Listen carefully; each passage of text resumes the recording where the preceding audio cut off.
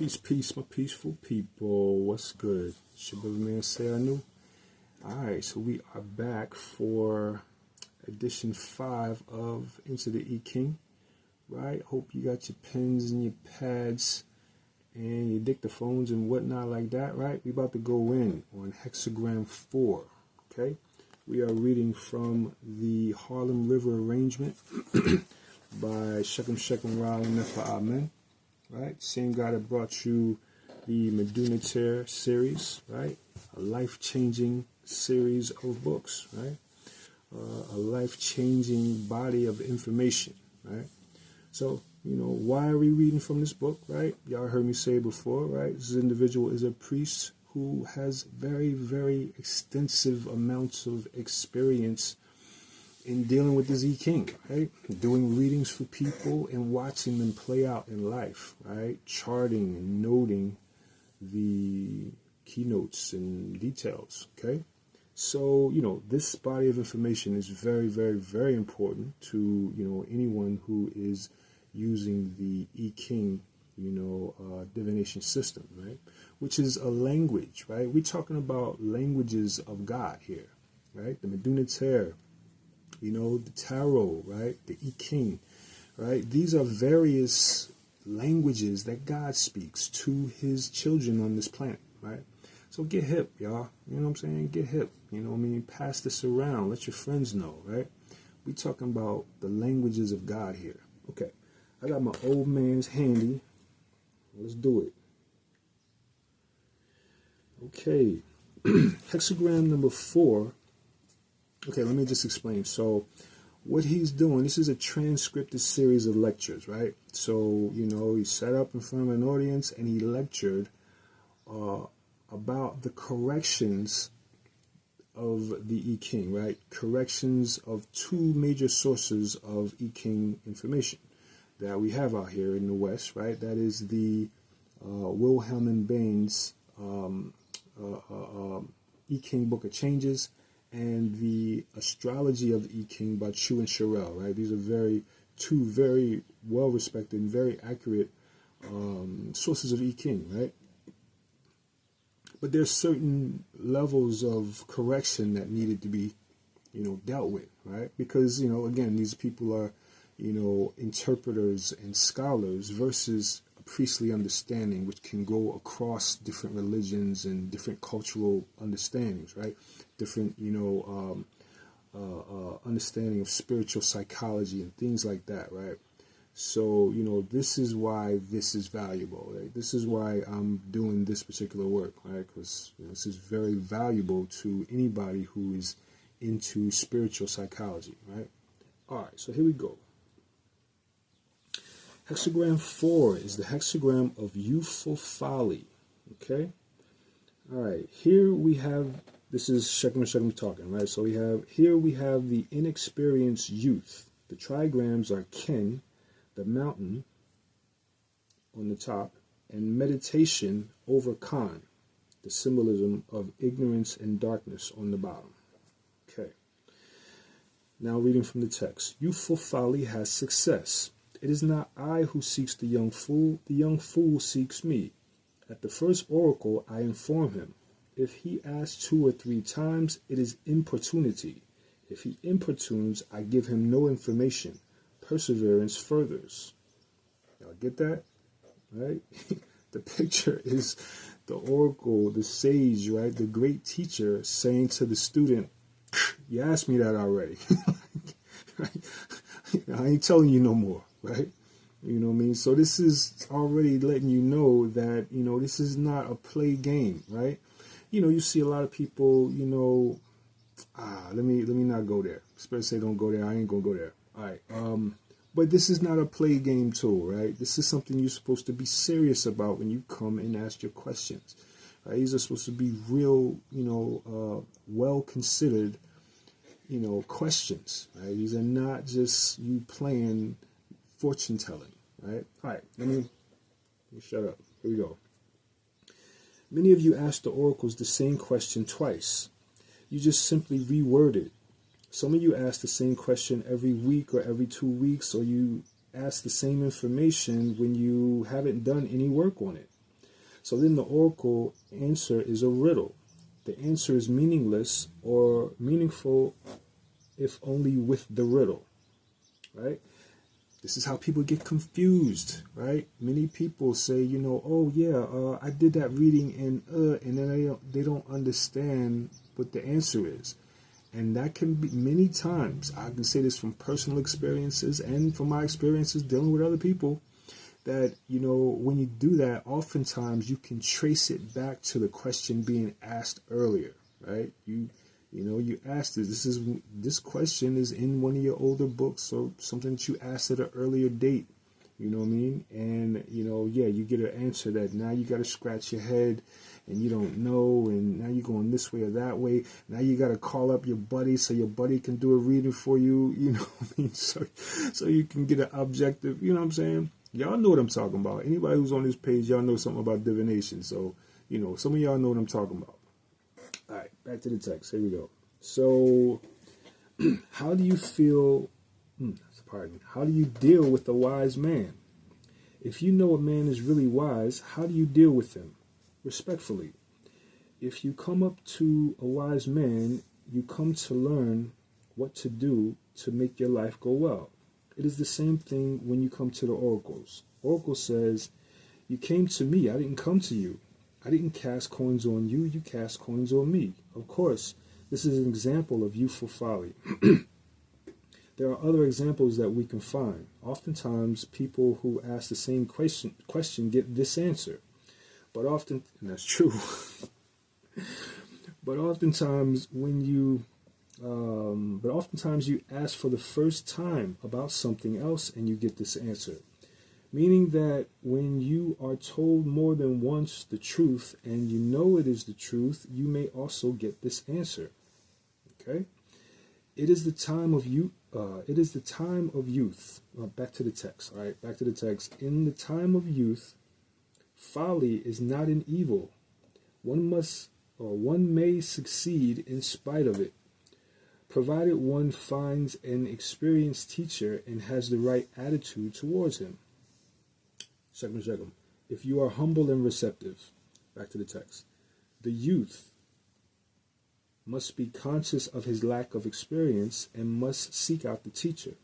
Without this modesty, then he cuts off and starts talking. At any point, if you get this hexagram, that's what it means also, that you need an experienced teacher and you need to be humble, have the right attitude, etc. Back to the text. If mistrustful and unintelligent questioning is kept up, it serves only to ignore the teacher. He does well to ignore it in silence. Back to second. The text goes on to explain to you how the students should function and how to understand how the teacher will deal with that person. Back to the text. Okay, so he goes right into the first line, right? First line. To make a fool develop, it furthers one to apply discipline. The fetters should be removed. To go on this way brings humiliation. Law is the beginning of education. To Shekhar. Discipline is the beginning of education, not the 3 R's. Right? What are the 3 R's? Repetition, reinforcement, and realization, something like that. Back to the text. Youth in its inexperience is inclined at first to take everything carelessly and playfully. To Shekhar. This is one thing that I've observed about how many of you deal with life. You take life carelessly and playfully. Spiritual culture is taken that way too. Back to the text. It must be shown the seriousness of life. A certain measure of taking oneself in hand, brought about by strict discipline, is a good thing. He who plays with life never amounts to anything. Okay, back to Shekhar. Look at what the oracle is defining as foolishness in an adult, a person who does not take life seriously. What is the hexagram made of? The mountain and Khan, right? The mountain Ken, right? And Khan. Here we have juxtaposed with each other ignorance and the mountain. You go to the mountain top to learn wisdom. The fool is one who ignores spiritual culture, one who ignores spirituality and the role spirituality plays in everyday life. This is the fool. Back to the text. However, discipline should not degenerate into drill. Continuous drill has a humiliating effect and cripples man's power. Back to second. Meaning, don't drill. Teach the man spiritual things. Teach a man how to converse for himself with the deities. Teach a man how to make sacrifices, how to become a priest himself. Initiate a man into his own liberation. This is the way to correctly discipline somebody. Drilling, or shall we say, the kind of script or artificial kind of discipline is no good. That's something about Western culture that makes people fools. Discipline in the Western society is legal restriction. If you don't do this, we will throw you in jail or beat you up or flog you or whatever. In righteous society, we get you to do it by evaluating your spirit. If we want you to do it, we appeal to what is high within you. If there is nothing high within you, then we elevate that which is within you. Right? Okay, meaning work with what's there, right? So here, Khan is being raised to the mountain. That is the symbolism behind it, right? The ignorance, which is low, is being raised up. Interesting. Second line. To bear with fools in kindliness brings good fortune. To second. Here is counsel to one who has to bear with somebody who's acting foolish. This hexagram is counsel given to the foolish one as well as to the one who must bear with the fool or with foolish behavior. There is a bit of Chinese chauvinism inside here. As African people, that is of no use to us. Okay? He goes straight to line 3. Third line. Take not the maiden who sees a man of bronze, loses possessions of herself, nothing furthers. Right? Okay, let's go back and deal with line 2 a little bit more. Right? So, it's basically saying, let's read it again, right? Here the counsel is to one who has to bear with somebody who's acting foolish. So it's saying that a wise way of acting, or a wise way, of acting when you're dealing with someone who is foolish, right? In other words, to act in a wise way, right? That many times there's going to be people in your midst who are not, doing the right thing, right? So you have to still bear with folks, right? I think also in that line, there's a level of needing to come to the level of that individual in order to raise that individual up, right? That's like, I believe this, in another rendition of this line, it has to do with, how to accommodate yourself, the need to accommodate yourself to the level of an individual in order to show him whatever you're trying to show him, right? So this line is direction to the teacher, the one who is above in the situation, right, versus the lower individual, right? Okay. Right, yeah, he doesn't go much into it in this one, right? So, I'll read a little later. I'll read the I Ching Praxis, and I'm sure he'll go more into it. All right, so third line, right? Take not the maiden who sees a man of bronze, loses possession of herself. Nothing furthers. Back to Shekel. This could be also said of a man, right? Right? This is people who are attached to external things. How do you know a fool? One who would know a fool as a person who is attached to externals, to the external Western glamour attached to that which has glitter. The meaning of bronze is that all that glitters is not gold. Okay? A girl owes to her dignity to wait until she is wooed. That's the text. He says, that is an example. Any kind of servitude to external things, to Western things, etc. To get carried away by things that appeal to your Western conditioning. That's what this line is talking about. And, you know, I'll add as well, you know, like not all the times when you get this line is it just going to be, you know, appealing to Western things, right?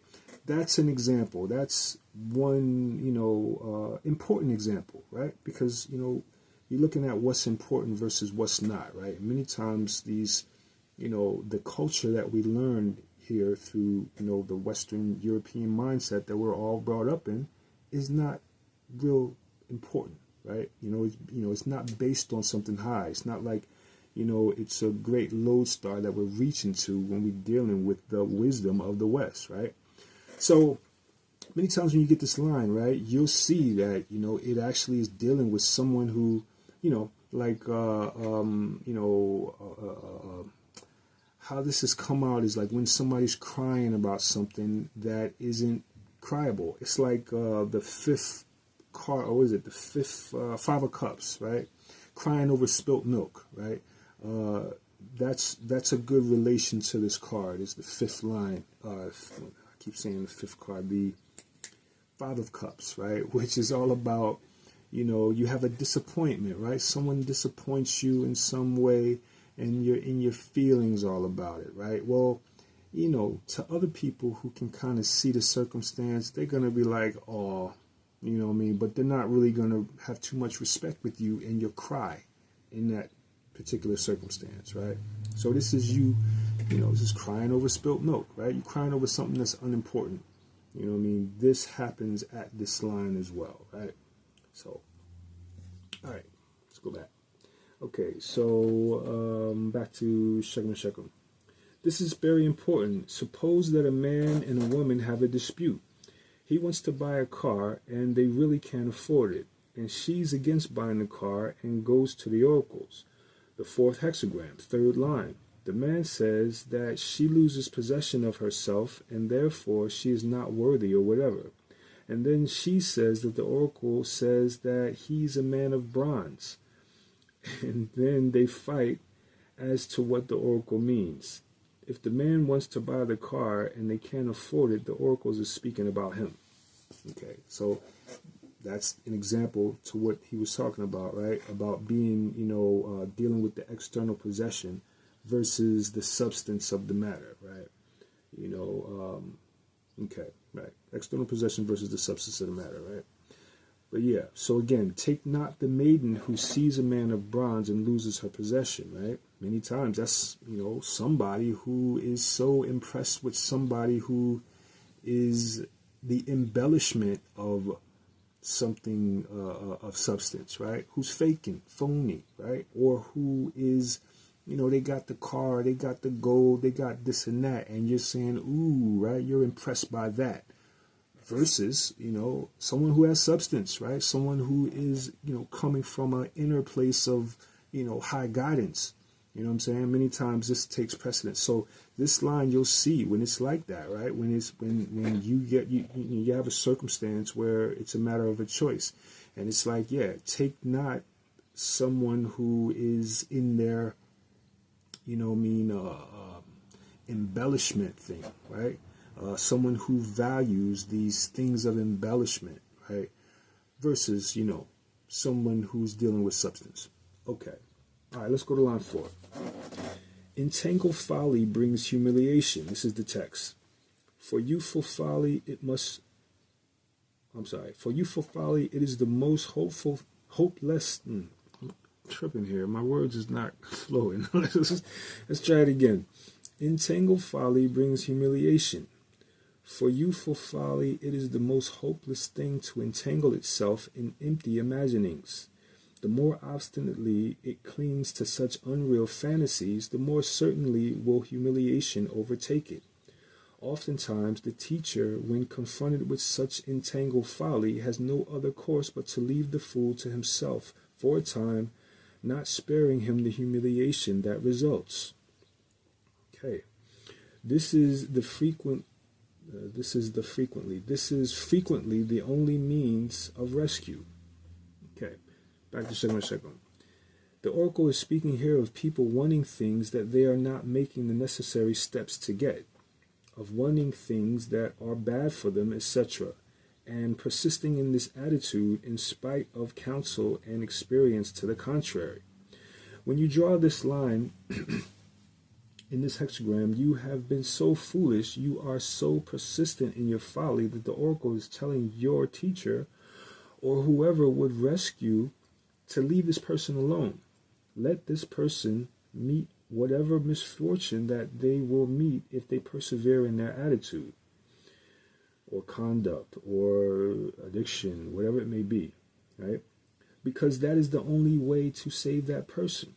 Here the I Ching, which is the mouthpiece through which the Supreme speaks to you, will go on to even let you wreck your life to save your life, right? That's deep. As I said earlier to you, yes, there are times when the Supreme Being will turn his back on you. Here the Supreme Being is telling the teacher or whoever that could save you or is trying to save you to turn your back on this person. Let them find disaster or humiliation themselves if they don't want to listen to counsel. If you get this reading and somebody says, look at what the oracle says, and they still want to continue their ways, then you are absolved of blame. Whenever you get this line, you'll be justified in letting that person go on their way and find truth through misfortune. That's deep. So the fourth line is like, all right, you want to keep acting that way? I give up. Right? Hold on, let me do it again. All right, you want to keep acting that way? I give up. Pretty much, right? That's what the individual who is watching this folly that won't correct itself, right? You have to give up now. You know what I mean? Let that person, die on your own sword. You know what I mean? Or let's not say it like that, right? Y'all know what I mean, Let you bop yourself with the mallet. You know what I'm saying? Anyway, all right, let's go to line 5. Fifth line. Childlike folly brings good fortune, right? To Shechem. When you get this line, the oracle says to you, look, you are foolish. There are lots of things in life that you don't know, so you ought to seek guidance in a humble way, in a receptive way, and allow yourself to be guided. You will go far. You will go very far. You get this line because you have the potential to follow in this way, right? The fourth line, you are unreceptive. You are still entrenched in your folly and finding your own way. The fifth line, the potential is there for being taught and being guided. Okay, right? So he's keeping it short with this here fourth hexagram, right? He ain't going into it too deep, but that's it. Pretty much the text is explaining itself, right? Let's see. The top line speaks to the person who is dealing with a foolish one. It says that sometimes it doesn't seem like he really spit out the actual top line, right? I think he does it in another portion. All right, let me just keep reading. The top line speaks to the person who is dealing with a foolish one. It says that sometimes you must punish, but it tells you that the purpose for punishment is to restore order, not to punish in the Western sense. Some people take delight in punishing. They are this is a very masochistic society. You indulge anger. Punishing is not expressing your anger or frustration. Punishing is really correcting. In executing punishment, that is also a spiritual experience for you. In executing punishment, that is also a spiritual experience for you.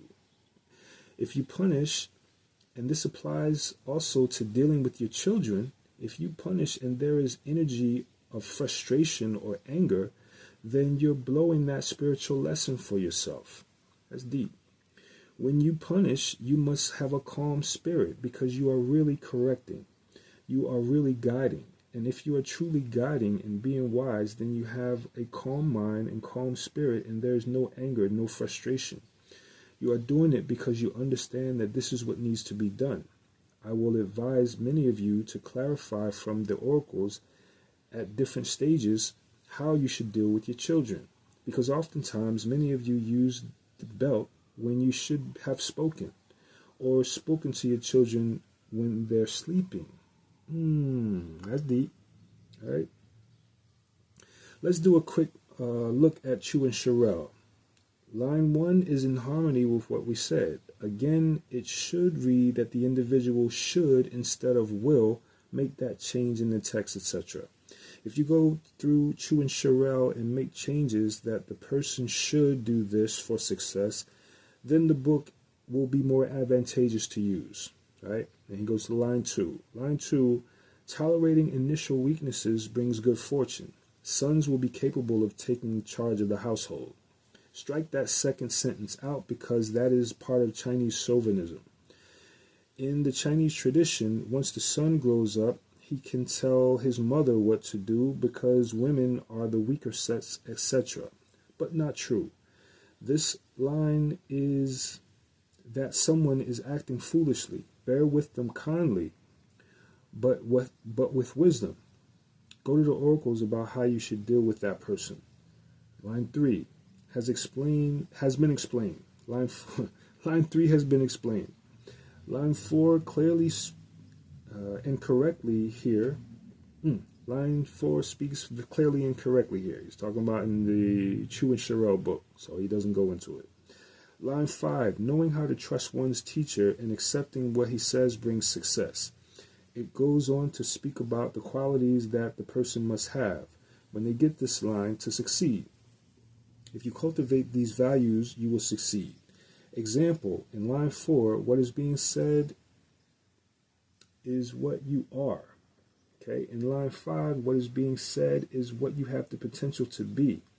That is the way that you ought to be, right? Meaning, in line 5, we're talking about approaching the teacher or approaching a body of knowledge or approaching a new job, something that you're new to or inexperienced in, from the level of humility, so that you can receive, right? You can't, go in talking about, oh, yeah, because we used to do it like this, and this is what it's all about, and yeah, I remember that, yeah. You know how you try and talk to somebody, and they keep referring to what they already know, you know what I mean? Sometimes that is like what will bar you from getting the information.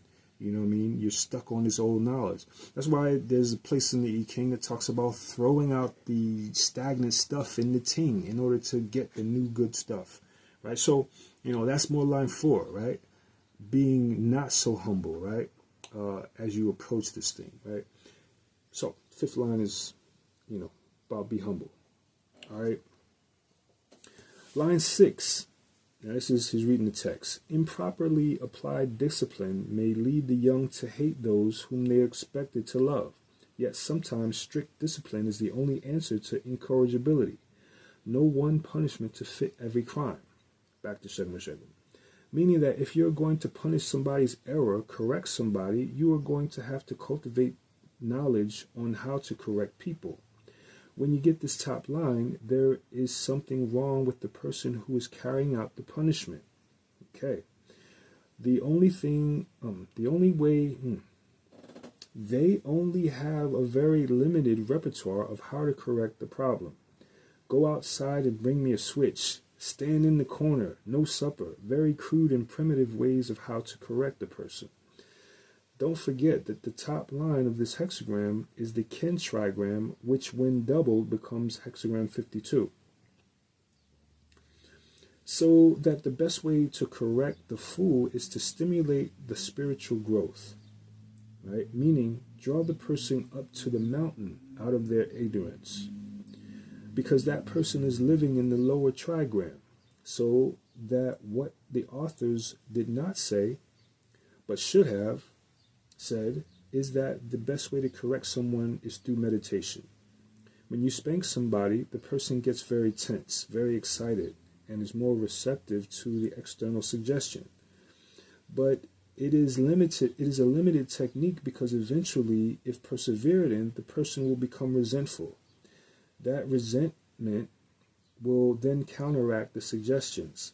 And if the young fool is an adult, you may not take out the belt and strike him because he may knock you over. So you take them to the mountain. You play the drums and let Oser, let Heru do the spanking. Let them try to strike back then. Okay, and that's the end of that lecture. All right, yeah, so improperly applied discipline is what's being spoken about at this line. Yeah, right? So yeah, this is, I mean, there's a science to, disciplining others, to dealing with others, you know what I mean? Basically that line is talking about, you have to be correct in how you met out, quote unquote, punishment. Are you correcting or are you just punishing? Are you angry or are you calm, seeking solution in that person's behavior? Yeah.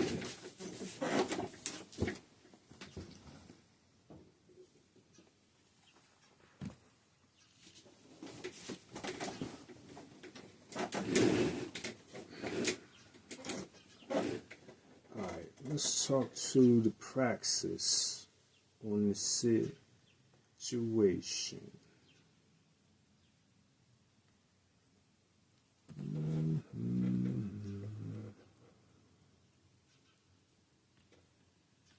Okay, it's easy to go past the hexagram here on this Adobe thingy-majiggy. Alright, so here we go. Okay, Ming, Youthful Folly. Okay, read the Judgement. Alright, this is the I Ching Praxis by Judgement, Nefer. Okay. This hexagram appears in situations where lack of experience and knowledge, symbolized by Khan, is the key factor. Pardon. It gives counsel to the teacher, symbolized by Ken, as well as the student. All right. Highlight counsel to the student. The student has within him or her the ability to succeed, but must be conscious of his lack of knowledge and experience regarding his or herself, the spirit, and the goals.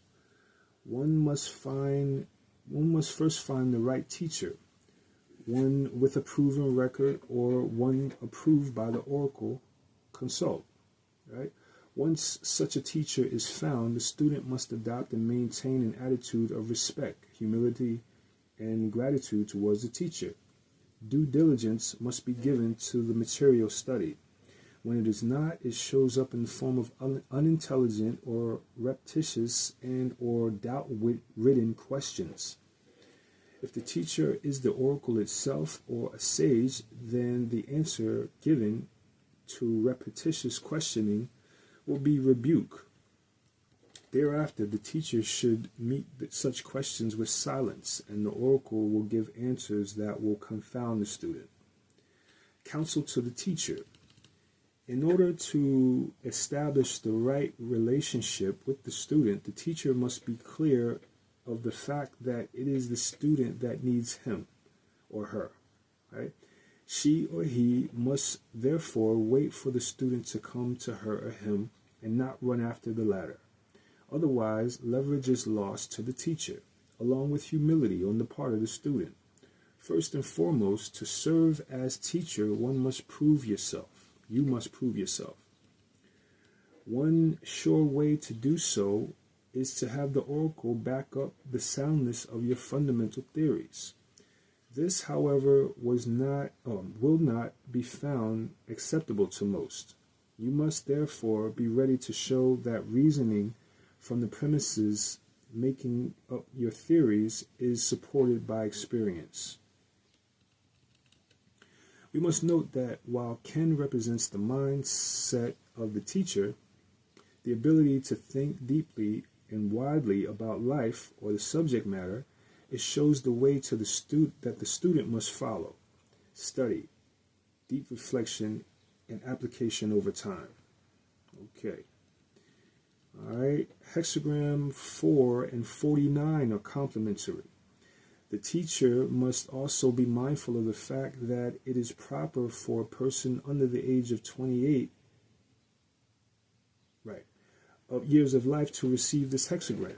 Let me run it back. The teacher must also be mindful of the fact that it is proper for a person under the age of 28 to receive this hexagram, but not for someone over 28.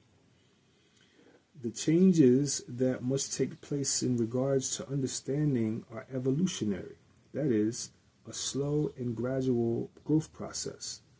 Yet the injunction to desist from foolish behavior must be implemented radically, which is indicated by the reciprocal Hexagram 49. Okay.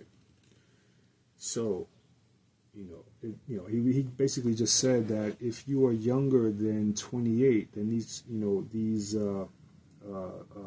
keynotes regarding your mind when acting in an youthful folly type of way, that's okay because you're a youth. But if you're older than that, you must radically change that. Like, that must be changed. You must adjust to, your age, I suppose, and like sort of come up mentally. All right, go to line 1. All right, here we go. So, it is impossible for young people to take life seriously. It is in their nature to be inclined to play and be careless. A correct policy must be put in place that helps youth develop a serious attitude towards life. The assistance from an expert in child rearing or behavioral sciences must be sought in order to avoid the common mistakes in dealing with youth or youthful behaviors in adults. The mistakes to be avoided are straightforward disciplinary acts based on intimidation, mere restriction, anger, mindless drills, e.g., write so-and-so 500 times, etc. While the youthful folly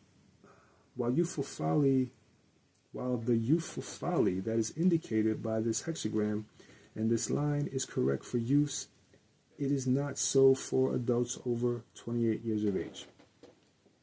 Adults 28 and over must inculcate into their minds the 11 laws of the 11 laws of the Spirit as the foundation of behavioral changes that must take place. Okay, so he's talking about, getting some wisdom, in order to change your behavior, right? Line 2, foolish behavior in children and adults originate primarily from the lower part of man's spirit and the animal and human brains, reptilian, mammalian brains, and the neocortex respectively. Okay? Understanding man's spirit and the brains combined with the ability to remain at peace inwardly and outwardly is necessary for bearing with foolish behavior in the masses in a kind, and in parentheses, correct manner. In a kind, correct manner, right? So it's like understanding where man is, right? Man is not developed, right? The majority of people are in their lower development stage, right? They're in the sahu. So it's a matter of, bearing with that, right? That understanding, right? If you are a teacher or if you are, someone who's, in a higher consciousness, right? Then, you have to bear with others who are not quite there yet. Right, line 3. It is a sign of youthful folly to be influenced by externals, glitter, glamour, taste, sense impression, pleasure, external appearance, etc. Not only is there danger that can come from indulging in the wrong things, alcohol, tobacco, etc., but the danger of failing to cultivate what is meaningful and beneficial. Okay, pretty much, right? Line 4, there are 2 related themes in this line. The first one deals with foolish behavior that stems from the incorrect use of the mind, Khan, where people mistake their imaginings, opinions, and belief for facts and truths. The second, the theme is a counsel for those who have to deal with obstinate, foolish people. Although the truth might hurt, do not hold back from telling them. Helping in this case involves not sparing them the humiliating consequence of the truths concerning their behavior or the folly of their actions. Sometimes you just gotta let a fool be a fool. That's how they say, right? Line 5, the inexperienced person that seeks guidance in a humble and grateful way will certainly receive the help he or she is seeking. And that's it.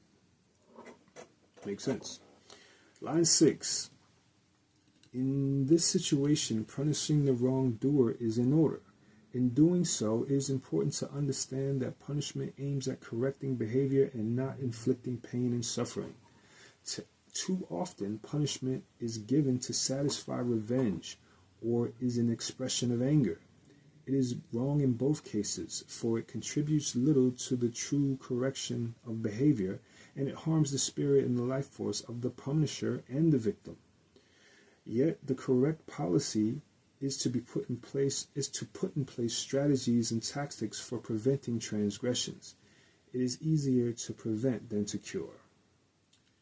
All right, and that is it, right?